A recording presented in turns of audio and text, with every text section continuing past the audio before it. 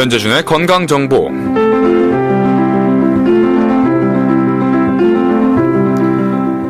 변재준의 건강정보 시간입니다.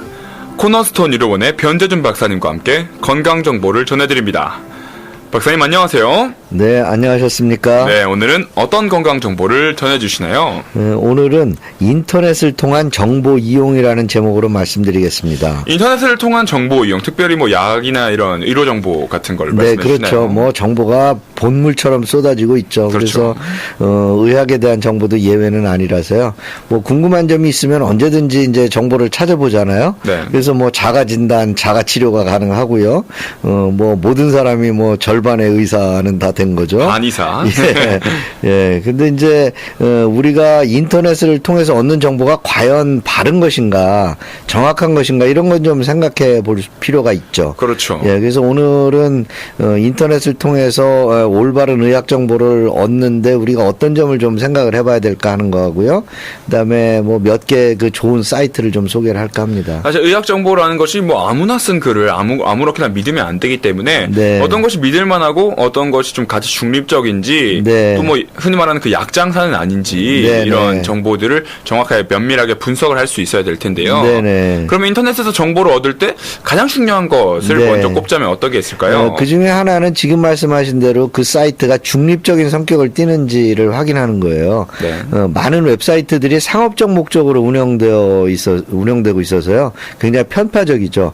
다시 말하면 정보를 전달한다기보다는 광고를 목적으로 그 사이트를 열어놓는 경우가 많이 있죠. 맞습니다. 뭐 굳이 뭐 예를 들지 않더라도 뭐 청취자들 다 이 점 이해하실 거라고 봐요. 맞습니다. 그 뭐 우리 흔히 말하는 그 초록창 네이땡 사이트에 이제 검색을 해보면 사실 뭐 허리 통증 네. 이렇게 했을 때 허리 통증이 나타나는 게 아니라 뭐 허리 통증을 잘 치료해주는 병원이나 약 같은 거를 예. 가장 먼저 소개해주는 광고가 뜨게 마련인데요. 예. 그러면 이제 뭐 이 약이 최고의 약이다 이런 네. 식으로 하는 사이트들이 굉장히 많잖아요. 네, 그렇죠. 그런 사이트들이 가장 믿을 수 없는 이제 사이트가 되는 거죠. 네.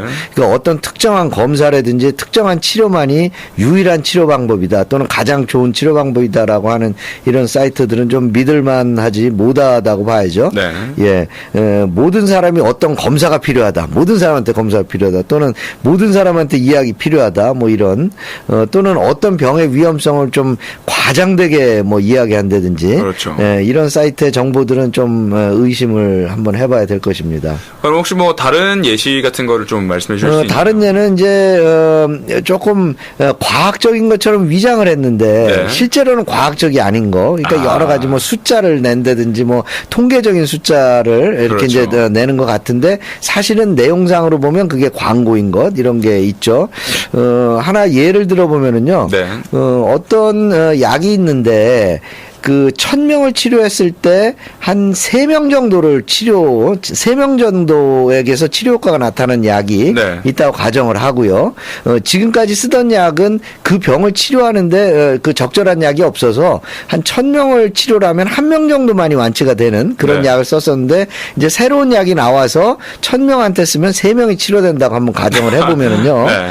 사실은 1000명한테 약을 줘서 1명이 치료되는 것이나 3명이 치료되는 것이나 뭐 거의 뭐 마찬가지로 치료 효과가 없는 건데요. 사실 그렇죠. 예. 그런데 3명을 치료할 수 있는 약을 파는 그런 웹사이트에서 300%나 효과가 더 좋다. 그렇죠. 또는 3배나 효과가 더 좋다라고 쓸 수 있죠.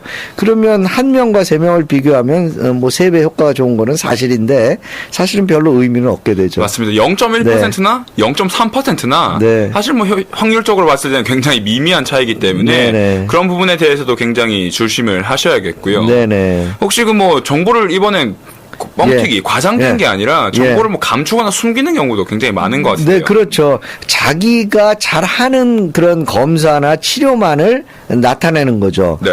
반대로 말하면 특정한 치료법을 숨기는 거예요. 그러니까 예를 들면 어떤 병이 있는데 그 병을 뭐 약물로 치료를 할 수도 있고 또는 아픈 부분에 주사를 놓아서 치료를 할 수도 있고 또 수술을 해서 치료를 할 수도 있는데 예를 들면 어떤 외과병원의 웹사이트에서 약물 치료나 주사 치료를 숨긴 상태로 수술 치료만 강조한다면 그렇죠. 그건 어떤 특정한 치료를 숨김으로써 편파적이 되는 이제 그런 내용이 되는 거죠. 알겠습니다. 네네. 그렇다면 이게 뭐 수술 치료만 이게 강조를 했을 때는 사실 그 환자 개개인에 대한 처방보다는 일괄적인 정보를 주는 경우가 굉장히 네, 많을 것 그렇죠. 같은데요. 그래서 이제 마치 그 한 가지 치료만 있는 것처럼 네.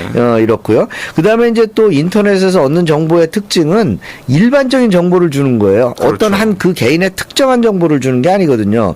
그래서 어떤 특정한 개인에게 적용할 때는 좀 틀리는 경우가 있는 거예요. 네. 예를 들면은 이제 관절이 아프다. 그래서 부어올랐다라고 하면 보통 우리 어른들이 따뜻한 찜질을 하죠, 거기에. 네네. 예. 또 이렇게 어디 다쳤다. 그러면은 얼음 찜질을 하잖아요. 네네. 예. 그러니까는 어떤 상황인에 따라서 얼음 찜질을 하는지 또는 따뜻한 찜질을 하는지 다른 건데 관절이 부어오르면은 차가운 걸로 찜질해야 됩니다라고 한다면 그 관절이 아픈 그 내용이 그렇죠. 그 원인이 또 다른 경우라면 잘못된 정보가 될 수가 있죠. 사실 예. 지지난주죠. 그 네. 통풍에 관련해서 설명을 해주셨을 네네. 때 통풍 때문에 관절이 아프면 얼음 찜질을 하면 안 되고 안 된다. 예, 따뜻한 그렇죠. 찜질로 이제 처리를 해야 된다고 말씀해 주셨는데 네, 그래서 이제 관절이 붓고 열이 나면 얼음 찜질을 하는 게 일반적인데 맞습니다. 그 관절이 붓고 열이 나는 원인이 통풍이라고 한다면은 네. 그때는 얼음 찜질하면 안 되죠. 이렇게 개별적으로 적용을 할 때 틀린 정보가 되는 이런 경우도 있겠습니다. 알겠습니다. 이게 그 개개인의 특수한 상황을 좀 고려하기 힘든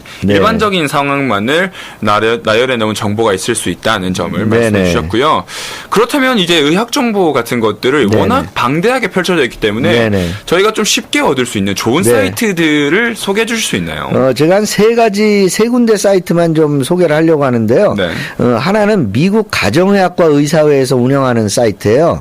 그래서 familydoctor.org라고 돼 있어요. 가정의학과 의사가 패밀리 닥터니까. 그렇군요. 예, familydoctor.org는 일상에서 흔히 접하는 건강 질병 문제에 대해서 아주 쉽게 이렇게 설명을 하고 있는 그런 사이트고요.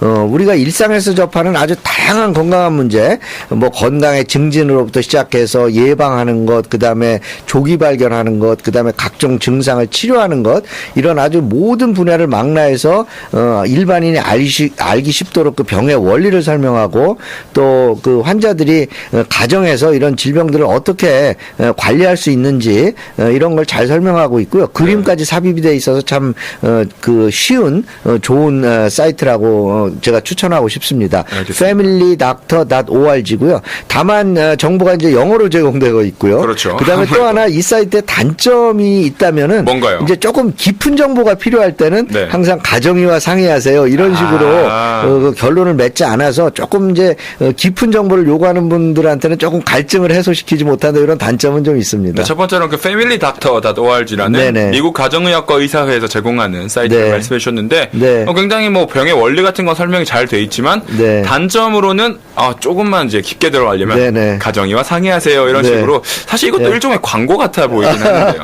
네, 가정의가 하는 역할을 좀 강조하는 거고요. 그렇죠. 네, 일반인들이 가정에서 할 수 있는 이런 일반적인 치료 방법에 대해서는 비교적 잘 설명이 되어 있습니다. 네, 알겠습니다. 그러면 사실 뭐 영어가 크게 원활하지 않은 네. 분들을 위해 한국 네. 사이트는 좀 어떤 게 있을까요? 네, 한국 사이트에서는 제가 그 애용을 하는 그 사이트가 네. 국민건강보험에서 운영하는 사이트가 있어요. National Health Insurance Service라는 기관인데요. 네. 국민건강보험인데 NHIS National Health Insurance Service.or.kr입니다. 알겠습니다. 네, 여기에 보면 그 조금 전에 설명드린 그 familydoctor.org처럼 그 매우 광범위한 정보를 이렇게 이제 여러 전문 분야의 글들을 모아서 네. 이렇게 다양한 지식을 얻을 수 있도록 해놨고요. 굉장히 그 광범한 정보를 주는 그런 사이트입니다. 근데 이제 다만 제가 판단하기로는 그 전문가들이 자기 의견들을 그냥 올려놨기 때문에 네. 조금 그 각 전문가들의 그 의견들이 조금 조정이 잘 되지 않아서 네. 약간의 혼선이 있을 수 있다. 그다음에 너무 그 전문 치료를 강조하는 그런 경향이 있다는 게 조금 제가 보기에는 좀 약점인 것 같고요. 네. 그다음에 제가 오늘 아침에 사실 이 사이트에 가봤는데요. 지금 시스템에 문제가 있어서 잠시 동안 지금 서비스가 중단되고 있다고 하는데 그렇군요. 예, 언제 열릴지는 잘 모르겠습니다. 아마 곧 열릴 거라고 생각을 합니다. 네, nhis.or.kr 네. 국민건강보험에서 제공하는 사이트인데 지금은 잠시 시스템 시스템 문제가 있어서 연결되지 않고 있고 네. 아무튼 매우 광범위한 정보를 얻을 수 있다는 점 네네. 말씀해 주셨습니다.